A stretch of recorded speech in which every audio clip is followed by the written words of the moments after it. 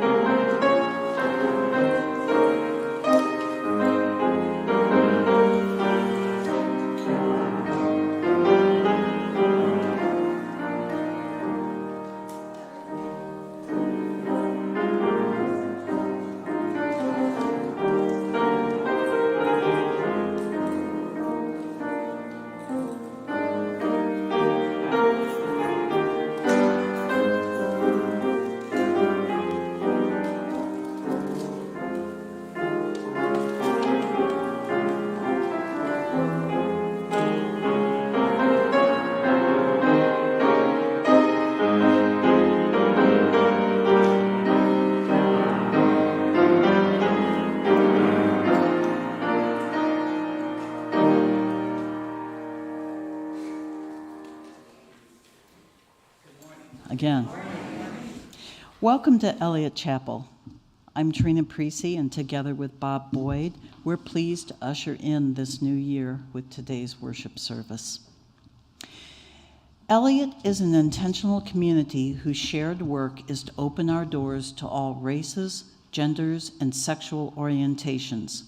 We strive to welcome people of all creeds and beliefs, all economic circumstances, and every type of family. Our vision is to create a just world through vibrant, beloved community. If you're with us for the first time, thank you for choosing to be here. We hope you feel warmly welcomed and that the message resonates with your heart. If you received a guest card on the way in, please complete it and put it in the offertory basket when it comes around. This will help us connect with you. If you're visiting online, please send an email to welcome@eliotchapel.org so that we may personally welcome you as well. We're happy to answer any questions you have about Eliot or Unitarian Universalism in general. And I believe I missed the lighting of the chalice.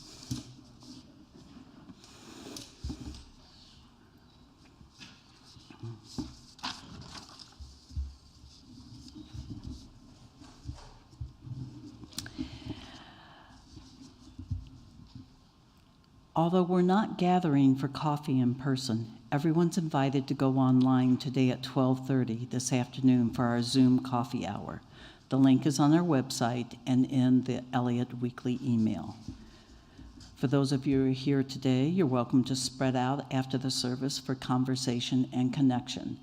And I believe everybody probably got the word about masks are required again inside the building. So our opening words today are by Lois Van Leer, and it's titled On the Brink of a New Year. We light this chalice on the brink of a new year, letting go of what has been, open and hopeful for what may come, renewed, restored, and ready to live life fully anew. May we move forward with intention. Our opening hymn is number 38. Please rise and body your spirit to sing Morning Has Broken. 38 is in the gray hymnal, and the words on the back of your worship, your order of service.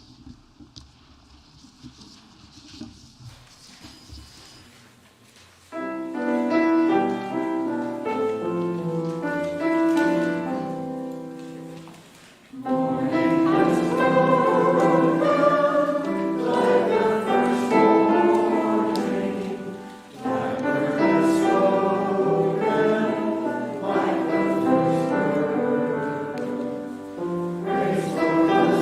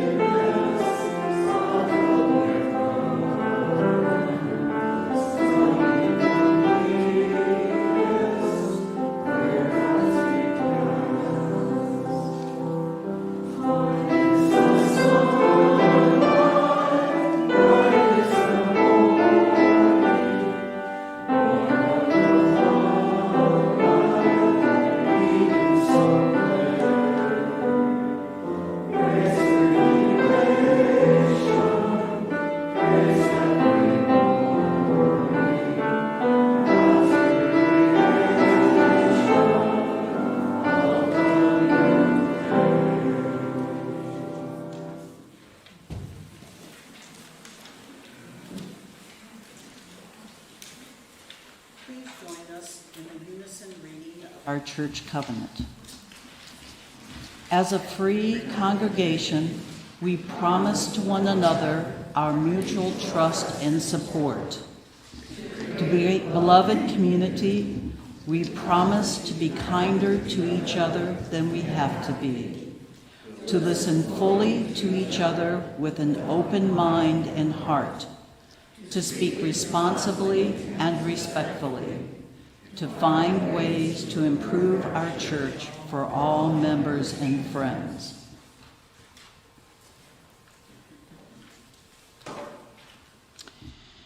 Our prayer this morning is titled, "In This Dawning Year." Spirit of life, help us to face this dawning year with wisdom, grace, and a humbleness in knowing that we don't have all the answers, if indeed we have any of the answers at all. Help us to look deep within at fears both real and imagined, and grant us the wisdom to recognize the difference. Help us to see the beauty all around and in us, and let our words and actions reflect that beauty. Help us to forgive others for their careless words and actions, knowing that we're all struggling to do the best we can to stay centered and loving, but that sometimes we fail and we feel ashamed. Then, Spirit, help us forgive ourselves and begin again in love, basking in the light of this new day and year.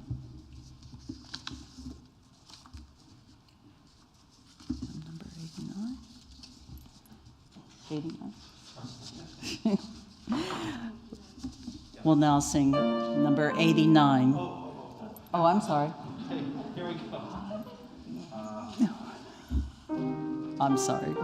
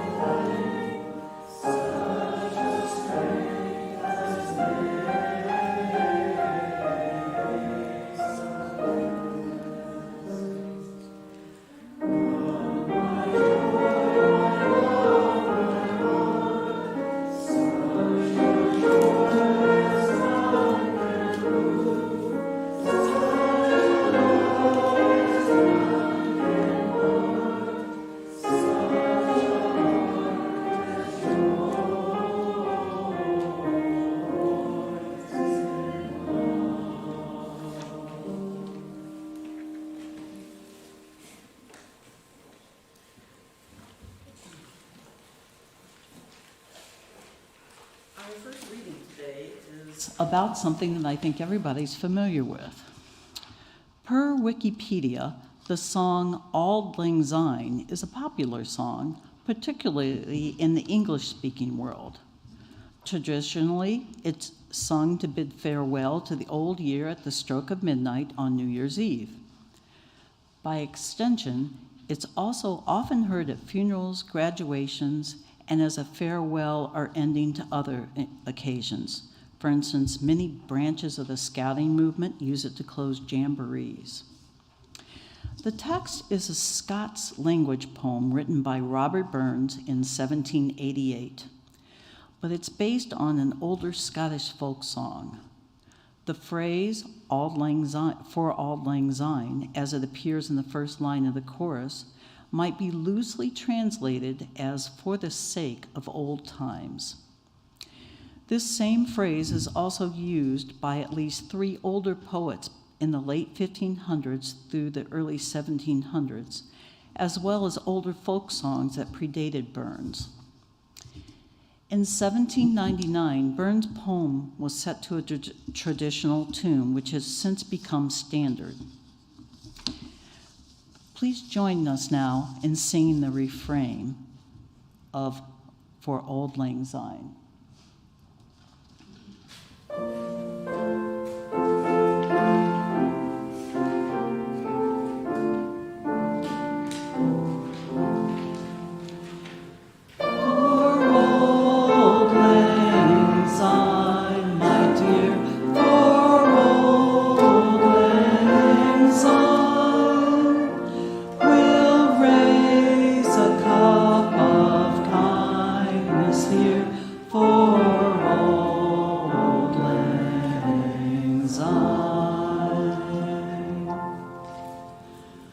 This song evokes a lot of memories for a lot of different people for different occasions.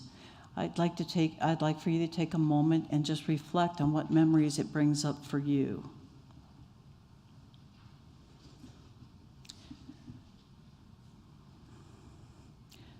For me, it's a song about saying goodbye and starting new occasions.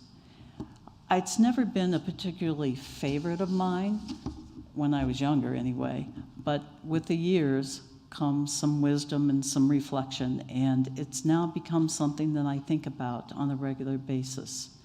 I hope that as you enter into the new year that you'll find yourself reflecting and making changes and remembering things that were important and dear to you, and looking forward to new challenges and making new memories.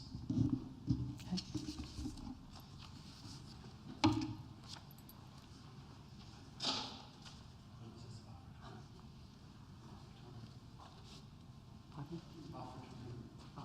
Okay, yes, thank you. Each Sunday, excuse me, each Sunday, Eliot Chapel shares half of the offertory with an organization whose work benefits our shared values, reflects our shared values. Eliot has been greatly enriched by our long shared history with our neighbors in Meacham Park. So this January's offerings will be shared with the Meacham Park Scholarship Fund. If you are worshiping in person, you may place cash or a check in the basket, or use your smartphone to scan the QR code in your order of service. If you're joining us online, please go to our website and click the Giving tab and choose Shared Plate.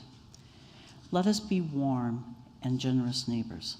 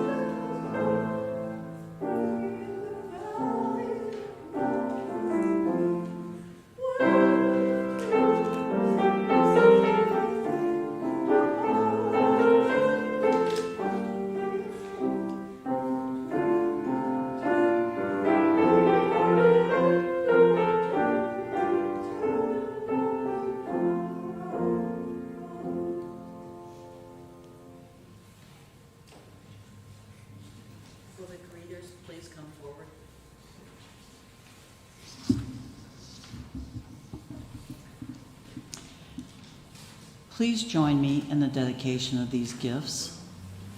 To the work of the church, which is weaving a tapestry of love and justice, we dedicate our lives, and these are offerings. Thank you.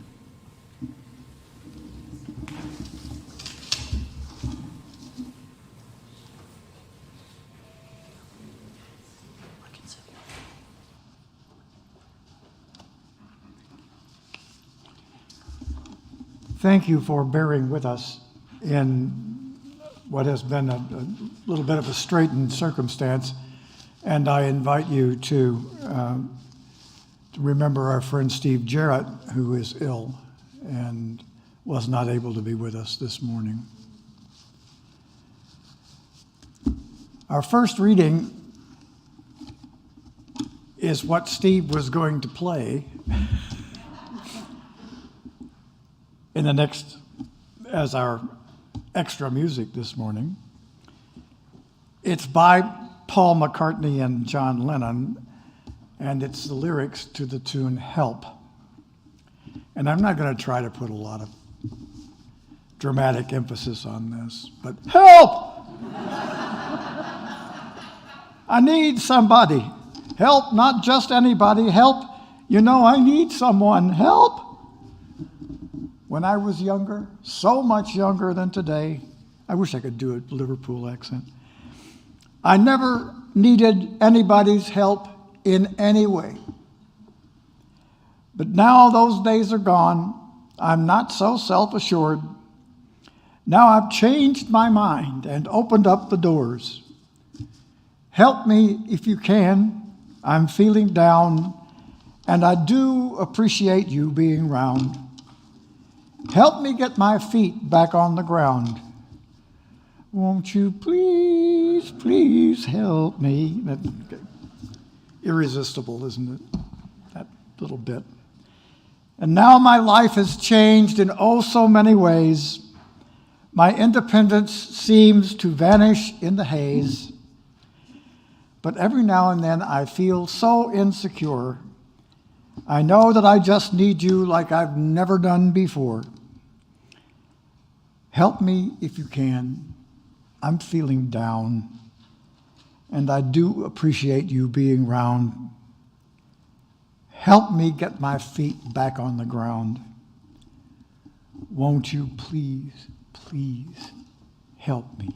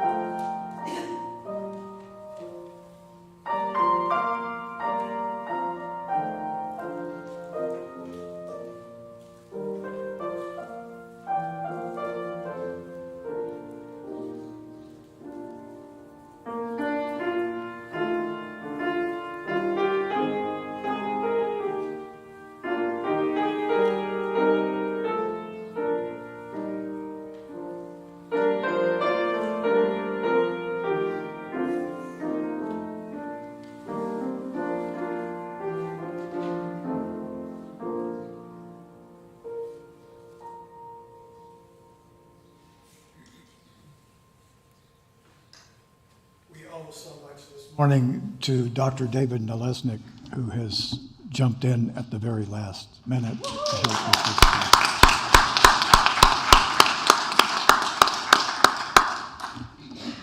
morning. My name's Bob, and I'm an octogenarian, Unitarian, and a bunch of other stuff. Here we go.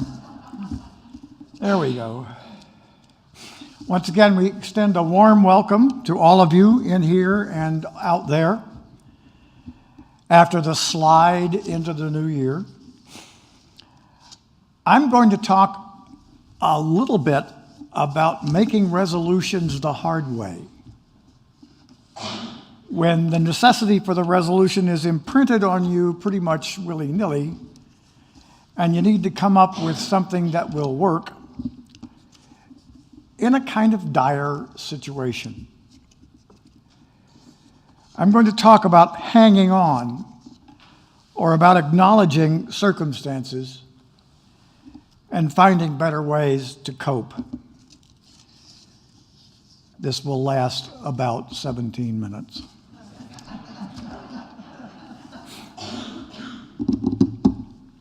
As part of the penalty life assesses for living longer than you're supposed to, I am being forced to learn more and more about what I can't do, and to develop things that are sort of like resolutions to cope with circumstances that I never had to cope with before, both physical and spiritual.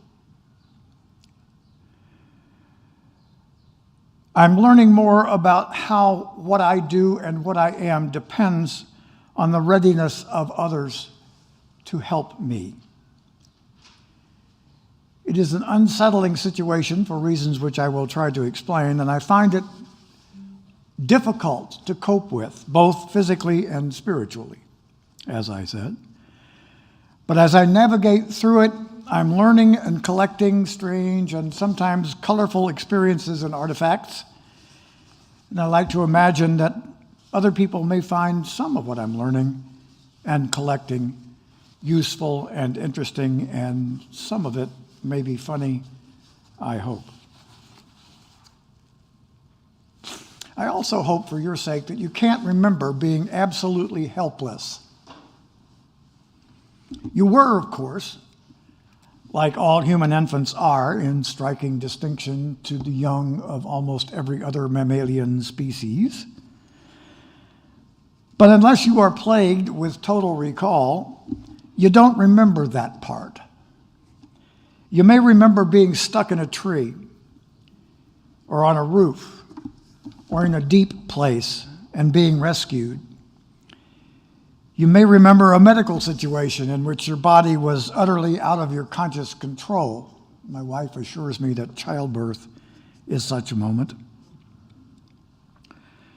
But for most of us, the memory of such moments and the emotions attached to them, predominantly in my case, fear, if not terror, tend to fade. The result is that most of us, especially most of us who are of the male persuasion, live with a serious misconception of the extent of our abilities, our powers, our influences, taken together the elements of what behaviorists call agency. We experience the emotional overlay of agency as pride, and we don't like to admit that there's anything limiting our ability to carry things out. To be helpless is to lack agency, that is to say. And to lack agency is to be at the whim of the cosmos. And to be at the whim of the cosmos can be very, very scary. So we cling to the notion of autonomous power, in large part as a defense against the scary things we don't want to think about. In fact, we know in our bones that we are not, in John Donne's phrase, entire of ourselves. But for most of us, most of the time, it doesn't seem that way. We can do anything if we just have the willpower. Needing help is an admission of weakness. It is a failure. This is the first lesson that I'm learning, and the first resolution I am slowly coming to formulate. This kind of self-deception is dang near ubiquitous, at least on the surface. And the conflict between the reality we really know about deep down, that we are helpless, and the necessity of keeping up the pretense for our own sake and equally for the sakes of those who, for one reason or another, depend on us, is an unquenchable source of physical and emotional stress. I'm a Southern boy, born and raised among the upper middle class of Little Rock, Arkansas, by which I mean, as we used to say, my parents could have belonged to the country club if they'd wanted to. And I was invited to the cotillion dances and expected to go to a prestigious out-of-state university and so on. But most importantly, I was expected to subscribe to the young white middle-class Southern male code of conduct, or YMMCSMMC.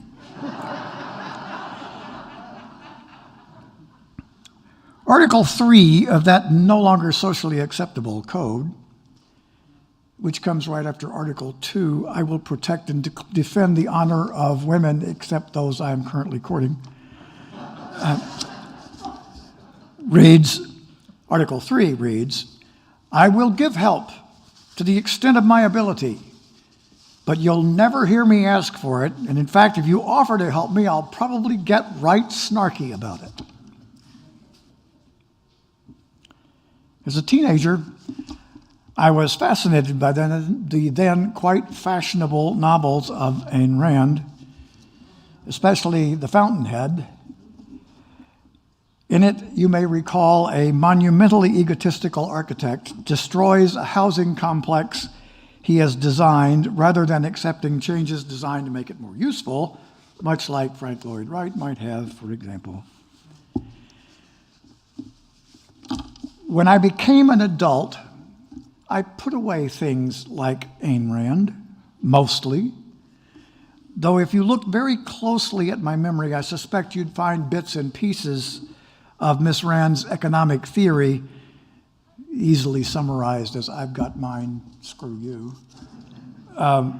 still lodged in the crannies of my cerebral cortex.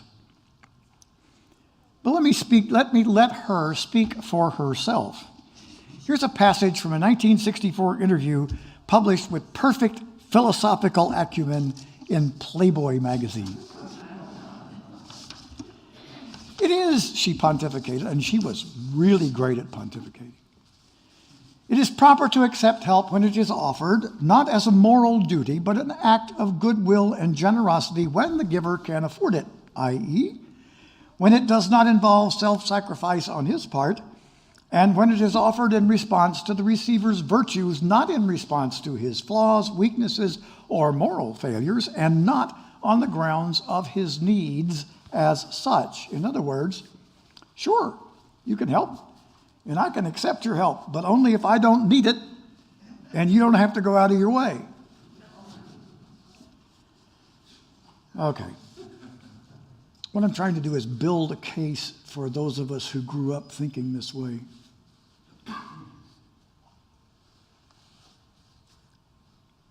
My father, on whom I have unjustly blamed so many things over my lifetime, phrased Miss Rand's perspective this way: I don't get help, I give help.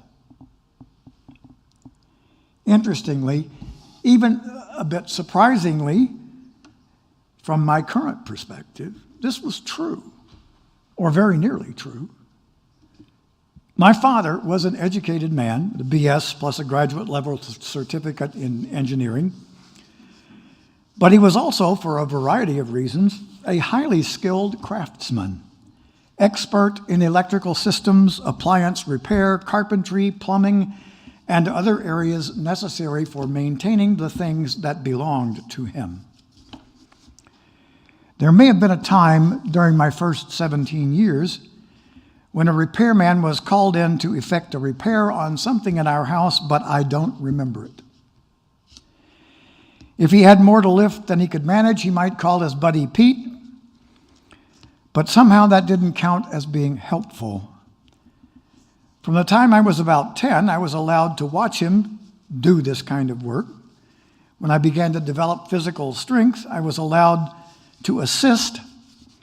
When I was a junior or senior in high school, I was allowed to do simple things like replacing a light switch or fixing a dripping faucet by myself or teaming up with my younger brother.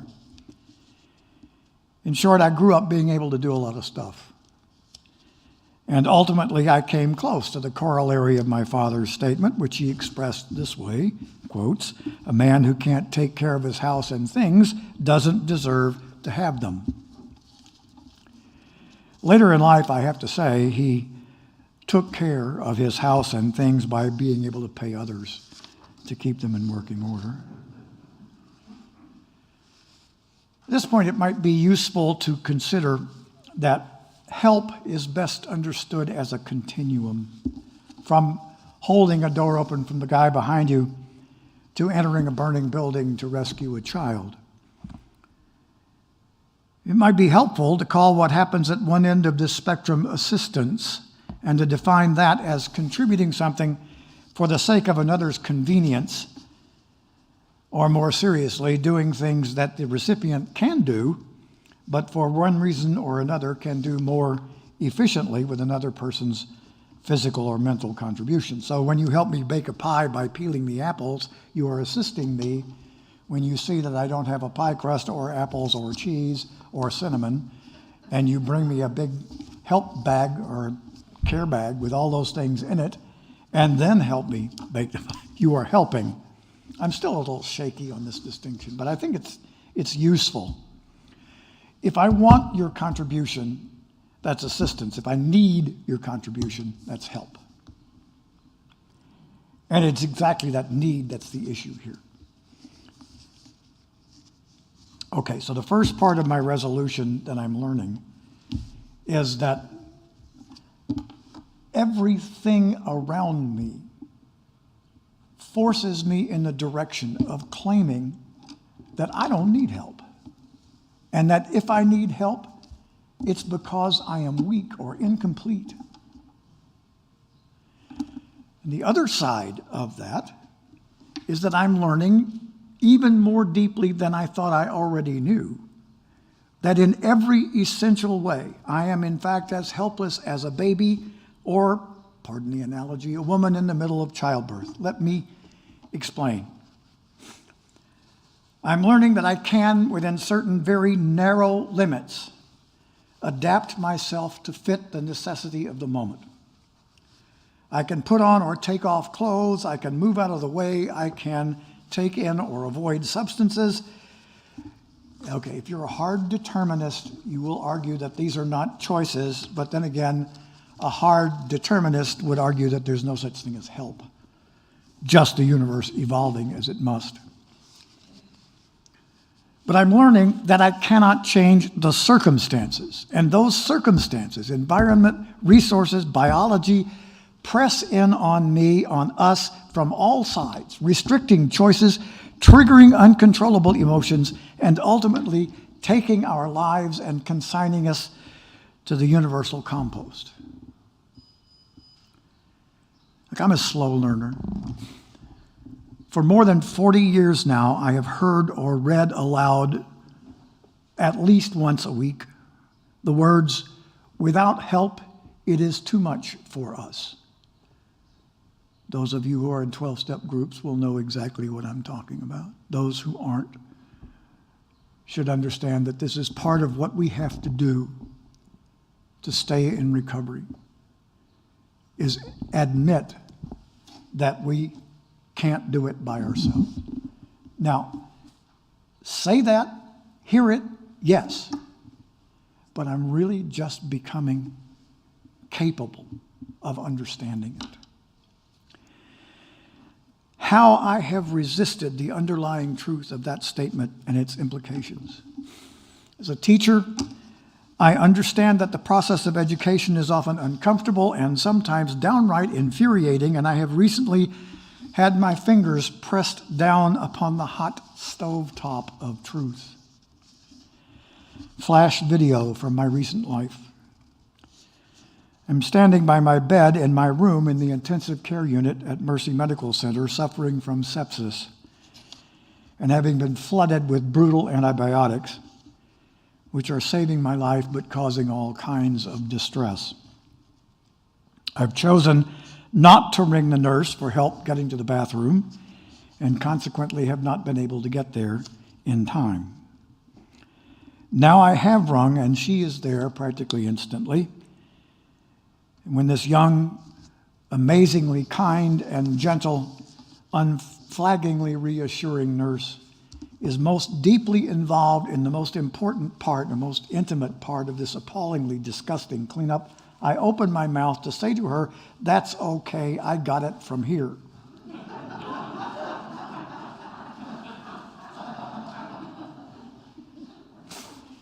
That might rescue a shred of dignity. But for some reason, I do not. I stand there and let her do what she is paid and trained to do. I say thank you as she helps me back into the now clean bed. I yield to her touch and allow her to settle me into my warm, clean blankets. By rights, I should be ashamed of myself. I'm humiliated. I'm beyond humiliated. I'm incontinent. I'm swaddled as an infant might be. My only option for relief of any discomfort or urgency, the always embarrassing call button, which my nurse has conveniently left by my hand, and about which you'd bloody well have thought I'd learned my lesson. You'd think I could just say to whomever might be listening, okay, I get it, I'm sick. I can't take care of myself. And yet, I will do practically anything, though I cannot, in fact, do anything, to avoid pressing that button. And in my cocoon, I can imagine that I can sort of hide from the truth the way I used to hide under the bed. Then as my epiphany continues, I see that what I'm doing is actually the product of a twofold fear. I'm afraid of being helpless for all the previous reasons, but I'm also afraid of making the potential help giver angry. Now, there's a ton of messy stuff to unpack in that fear, going all the way back to the time in infancy when my exhausted mother yelled at me to shut up, as all mothers inevitably do. But having most to do, I think, with the times when the universe seems to have it in for me. Asking for help, needing help makes people angry, my addled mind insists. And then they won't like you. And oh, that's worse than being helpless, isn't it? Being unliked, being left alone. And that's why I don't like to need help or get help. And probably you have very similar feelings. But now we get to the good part. Ask yourself, would you rather get help or give help? Oh, really? You're like my father? I don't get help, I give help. You're like Ayn Rand? And me? And a large chunk of the human race? Let me tell you what a very wise young man said almost as an aside in response to a speaker in a 12-step group. You can hang on the first half of step one for a while. But if you really want recovery, you have to learn to accept help with grace. Not just accept help with grace. In other words, you can't lie in bed thinking that those who are there to help you resent what they are doing and will desert you because you are needy, or that you somehow risk your sense of agency, your pride, by letting others help. In fact, one of the ways 12-step groups work is that those who need help come together to help each other. We are driven equally by our altruism and our need. And the providential combination of these elements, we are able to refute in a convincing fashion those who argue that altruism makes us weaker. But there's more. Remember the shake and bake commercial from years ago? Mom making chicken, rosy-cheeked youngster chiming in, and I helped. Remember that? Okay, never mind. Remember how proud you were when you could help for the first time? How proud I was when I could help my father? How cool I felt when my dad let me handle tools and actually do some of the work? How mature, how competent, how needed, how worthwhile? There have been times when I have resented being forced to help, true enough, but almost all the time, And truthfully, more and more as I got older, I looked for opportunities to help. The backside of my father's credo, the necessary conclusion of the argument that giving help is as good as getting it is bad, is this: far from being an imposition, a request for help is an opportunity to exert agency, to take pride, to make connections, to demonstrate strength. And so I am learning a need for help on our part is nothing less than the opportunity to help someone else. When I accept help, I confer a blessing on the helper. Look, all the logic in the world is not going to still that interior voice that screams, I don't need help, and if I did, I sure wouldn't need help from you. Whether we are helping or allowing ourselves to be helped or just helpless, the cosmos is working through us. And agency resides not with us, but with the cosmos. I sure don't wish for anyone to have to stand partly naked in the middle of a hospital room while someone else goes about the process of cleaning them up. And I'm here to testify that even an experience that ego-wrecking, even when added to more than 40 years of hearing and saying without help it is too much for us, is probably not enough to entirely overcome the fear. But weird creatures that we are, adding that little altruistic side benefit of bestowing a blessing on the person whose help I accept may actually be enough, as I continue to learn, to get me to be just a little bit less hidebound about reaching out for the help that inevitably and increasingly I hereby acknowledge that I need. Thank you.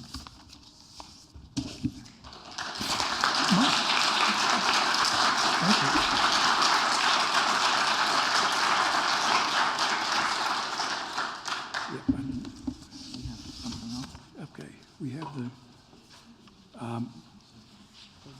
yep, closing hymn? Closing hymn. Yes, are we? And listen, people, thank you. This is not gone the way we had planned it. But thank you very much. Okay, closing hymn? Which is number, what is it, Kay? 283. Stand as you are, rise as you are willing and able, as Maureen used to say.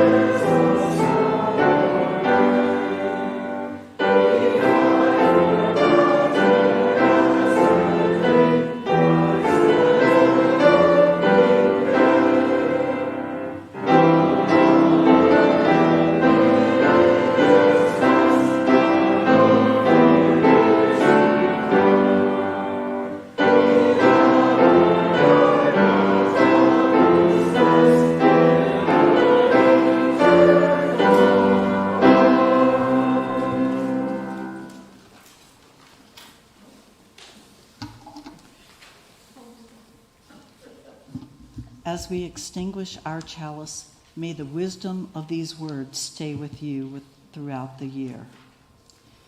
May you have enough failure to keep you humble, enough success to keep you eager, enough wealth to meet your daily needs, enough hope to keep you thoughtful, enough sorrow to keep you human, enough joy to keep you happy, enough friends to give you comfort, enough courage in yourself to go on, enough determination to make each day a better day than yesterday. Go in peace. Please, yes. Shall we do the chalice?